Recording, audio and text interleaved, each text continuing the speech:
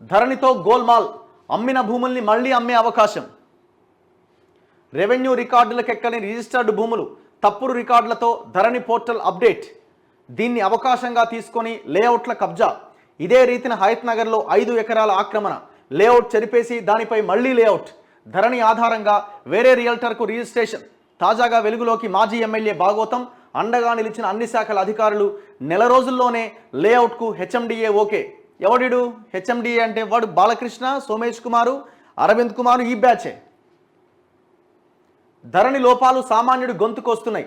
దశాబ్దాలుగా రిజిస్ట్రేషన్ కార్యాలయాల్లో జరిగిన ప్లాట్ల రిజిస్ట్రేషన్లను పట్టించుకోకుండా కేవలం రెవెన్యూ రికార్డుల ఆధారంగా ధరణి పోర్టల్ను అప్డేట్ చేయడంతో చాలామంది ఇళ్ల ప్లాట్ల యజమానులు అన్యాయమైపోయారు.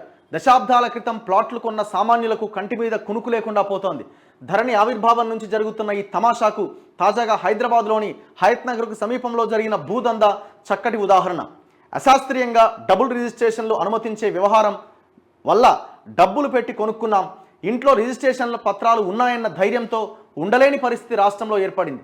కొన్ని వేల ప్లాట్లకు సంబంధించిన రెవెన్యూ రికార్డులు ఇప్పటికీ వ్యవసాయ భూములుగానే ఉన్నాయి. ఎంత అన్యాయం అంటే,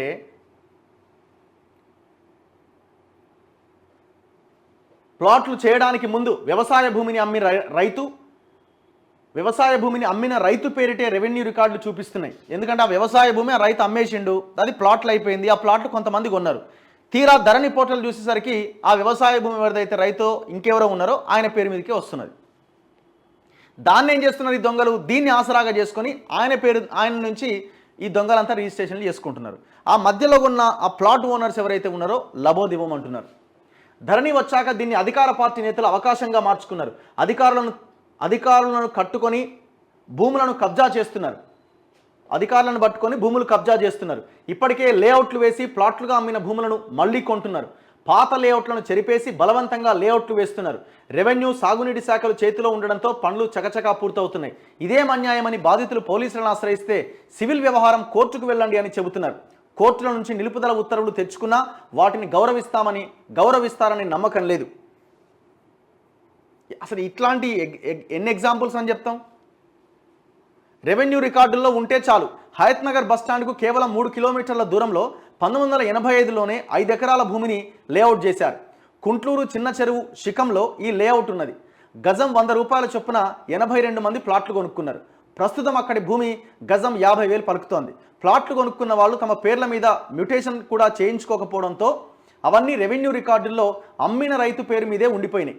ధరణికి ముందు వ్యవసాయేతర భూములన్నీ ఒకే చోట రిజిస్ట్రేషన్ జరిగేవి. డబుల్ రిజిస్ట్రేషన్ జరగకుండా రిజిస్ట్రారే అన్ని జాగ్రత్తలు తీసుకునేవారు. ధరణి వచ్చాక 2 వేరువేరు చోట్ల జరుగుతున్నాయి. రెవెన్యూ రికార్డుల్లో పేరుంటే మిగతావేవి చూడకుండా రిజిస్ట్రేషన్ చేయడానికి ధరణి అనుమతిస్తోంది. రెవెన్యూ రికార్డుల్లో రైతుల పేర్లను పరిగణలోకి తీసుకొని వాటినే ధరణిలోకి ఎక్కించడంతో ఇప్పుడు ఆ ప్లాట్లు ఎప్పుడో కొనుక్కొని రిజిస్ట్రేషన్ చేయించుకున్నా కూడా వివాదాస్పదంగా మారుతున్నాయి. కుంట్లూరులో చాలా భూములకు ఇదే సమస్య. వివాదాస్పద లేఅవుట్కు గతంలో భూమి అమ్మిన యజమాని కాలం చేసిండు. ఆయన కుమారుడు స్థానికంగా బీఆర్ఎస్ నేత. ధరణిలోని లొసుగును అవకాశంగా తీసుకున్నాడు. ఇటీవలి వరకు ఎమ్మెల్యేగా ఉన్న నల్గొండ జిల్లాకు చెందిన బీఆర్ఎస్ ముఖ్య నేతను ఆశ్రయించాడు. తన తండ్రి ఎప్పుడో జనాలకు అమ్మేసిన వ్యవసాయ భూమిని తిరిగి నల్గొండ నేత తమ్ముడి రియాలిటీ కంపెనీకి అమ్మేసిండట. చూసుకోరిగా ఎమ్మెల్యే రంగంలోకి దిగుండు. నల్గొండలో ఎవడో బీఆర్ఎస్ ఓడట. వాని తమ్ముడికి ఓ రియల్ ఎస్టేట్ కంపెనీ ఉంది. మనదేనే గవర్నమెంట్, నువ్వైతే అమ్ము, రిజిస్ట్రేషన్ అయితే అయిపోతుంది. ఇక ప్లాట్లు కొన్న సంగతి ఏంటంటే ఇక వాళ్ళ తర్వాత సంగతి. ఎంతో కొంత ఇచ్చేయచ్చు, లేకపోతే అవతల పడేయచ్చు. వెంటనే చదును యంత్రాలు రంగంలోకి దించి లేఅవుట్ను చదును చేసిండు. చుట్టూ గోడగట్టి కొత్త లేఅవుట్కు అనుమతులు కూడా తెచ్చుకున్నాడు. ఇట్లాంటి శివబాలకృష్ణ, సోమేష్ లాంటి, అరవింద్ లాంటి, కేటీఆర్ లాంటి దుర్మార్గులు, దొంగలు ఉన్న తర్వాత అనుమతులేమో 36 అవర్స్లో క్లియరెన్స్ వచ్చేస్తుందట. ఏం లేదు, ఎకరానికి 4 లక్షల నుంచి 5 లక్షల రూపాయలు ఎరగంతే. అధికారులు కూడా చెప్పినట్లు విన్నారు. చకచకా ఫైళ్లన్నీ కదిలినాయి. ఇలా రాష్ట్రంలో వందల లేఅవుట్లు కబ్జాకు గురయ్యాయి. గతంలో వేసిన లేఅవుట్కు అమ్మకాల్లో భాగంగా చేసిన రిజిస్ట్రేషన్లకు ఏమాత్రం విలువ లేదని ధరణి తేల్చేసింది. గుడ్డిగా కొత్త లేఅవుట్లకు అనుమతిస్తోంది. ఎవడున్నాడు ఇలా? శివబాలకృష్ణ హస్తం. వీని పైన ఓడున్నాడు అరవింద్ కుమార్, వీని పైన ఓడున్నాడు కేటీఆర్ ఉన్నాడు. ఈ దొంగలు అసెంబ్లీలో నిలబడి పెద్ద ఫేక్తున్నారు. ఇవాళ సామాన్య జనాన్ని చిన్న చిన్న పనులు చేసుకుంటూ రూపాయి కూడబెట్టుకొని చిన్న చిన్న ప్లాట్లు 100 గజాలు 150 గజాలు కొనుక్కున్న ఇట్లాంటి పేదల ఉసురు ఎట్లా తీసిరు చూడండి దొంగలు. వీళ్ళు ఎందుకు వీళ్ళని ఎందుకు ఇంకా వీళ్ళని మనం ఈ రాష్ట్రంలో ఉంచాలా? శివబాలకృష్ణ హస్తం. ఉమ్మడి నల్గొండ జిల్లాలో ఇసుక దందా కింగ్ పిన్గా పేరొందిన బీఆర్ఎస్ మాజీ ఎమ్మెల్యే అండదండలతోనే కుంట్లూరు కబ్జా పర్వానికి తెరలేచిందట.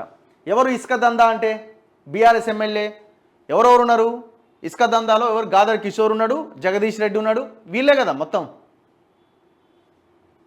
3 నెలల క్రితం వరకు అధికారం ఉండడంతో ఆ సమయంలోనే రెవెన్యూ ఇరిగేషన్ శాఖల అధికారులను గుప్పిట్లో పెట్టుకొని తమకు అనుకూలమైన కాగితాలు సృష్టించారు.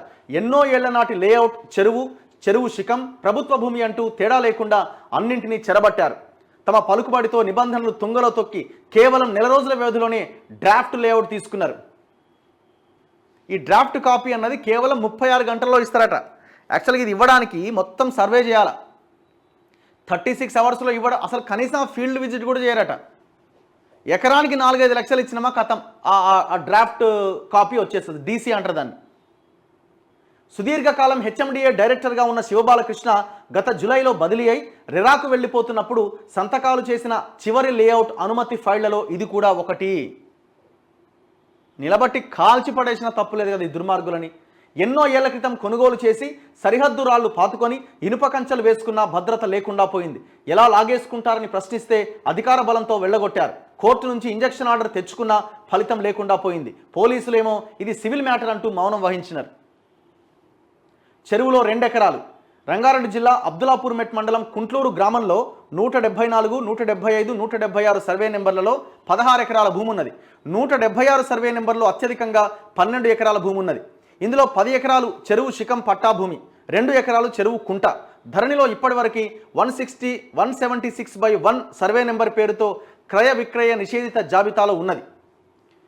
174, 175, 176 సర్వే నెంబర్ల పరిధిలో 5 ఎకరాల 37 గుంటలను సురభి జగన్మోహన్ రెడ్డి జీవి సుబ్బారావు అనే వ్యక్తికి 85లో జీపీఏ చేసిండట. సుబ్బారావు పంచాయతీ అనుమతులతో లేఅవుట్ చేసి మొత్తం 82 ప్లాట్లు విక్రయించిండు.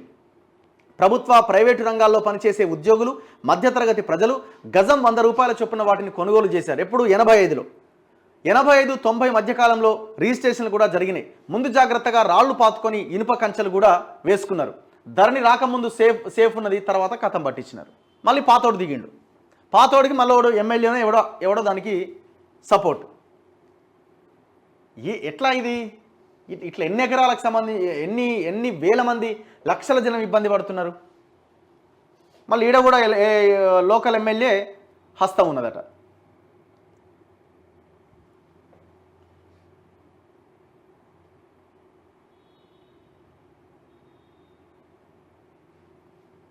వీడు మొత్తం శివబాలకృష్ణ గారు చేసింది ఇదంతా.